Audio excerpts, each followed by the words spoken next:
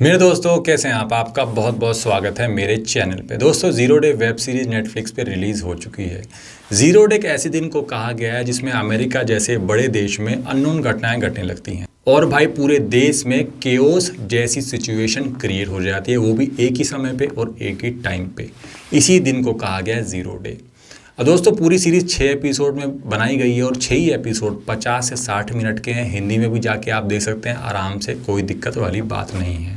दोस्तों सीरीज की कहानी में साइबर अटैक को दिखाया गया है। साइबर अटैक होता है भाई, पूरा अमेरिका देश को हिला के रख देता है, जिसकी वजह से भाई प्लेन क्रैश हो जाते हैं और इंटरनेट मोबाइल सेवा जितनी भी होती है सिस्टम पूरा का पूरा ठप हो जाता है। और साथ साथ दोस्तों मेट्रोज भी आपस में टकराने लगती हैं, जिसकी वजह से लगभग 3000 लोगों की जान चली जाती है। कुल मिला के हम ये कह सकते हैं कि भाई पूरे देश में अनबैलेंस सिचुएशन क्रिएट हो जाती है। अब इसको देखते हुए जॉर्ज मुलेन, जो कभी अमेरिका के प्रेसिडेंट रह चुके थे, उनको बुलाया जाता है। मगर भाई उनकी उम्र काफ़ी बड़ी है और उनके पास है एक्सपीरियंस, मुश्किल से मुश्किल परिस्थितियों को संभालने का उनके पास महारत हासिल है। उसको देखते हुए जो अमेरिका की प्रेसिडेंट होती है वो जॉर्ज मुलेन को उनके पद पर वापस आने का इनविटेशन देती है। अब जॉर्ज मुलेन इस इनविटेशन को एक्सेप्ट कर लेते हैं और चार्ज लेते ही वो ज़ीरो डे कमीशन का गठन करते हैं। अब ज़ीरो डे कमीशन का काम है कि भाई इस पूरे मामले को देखना और जो इस सिचुएशन, इस घटना में शामिल हैं, उन लोगों का पता लगा करके उनको जेल के पीछे भेज देना। अब भाई होता क्या है, ये कमीशन इन्वेस्टिगेशन शुरू करती है और कुछ रशियन हैकर्स के इन्वॉल्वमेंट का शक उनको होता है।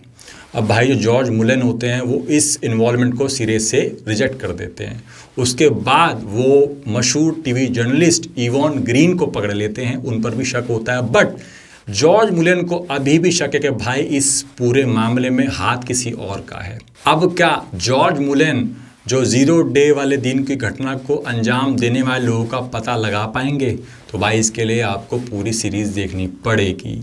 मगर भाई मैं इतना कहना चाहता हूँ भाई, सीरीज़ ना कि जो एपिसोड हैं 6 वो काफ़ी बड़े हैं, हो सकता है आपको बोरियत भी हो। मगर दोस्तों इस सीरीज़ के जो करैक्टर हैं वो पूरी तरीके से अपने करैक्टर के साथ कनेक्ट होते हुए आपको नज़र आएंगे, जिसकी वजह से आप बंधे हुए फील करोगे, आपको बोरियत बिल्कुल भी फील नहीं होगी।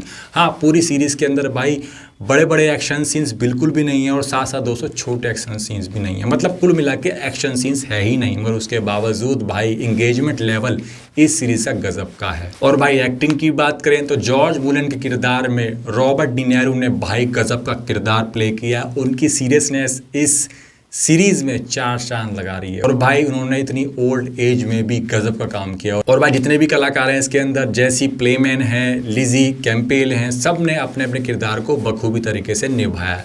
कुल मिला के मैं ये कह सकता हूँ कि भाई सीरीज़ एक अच्छी वेब सीरीज़ है।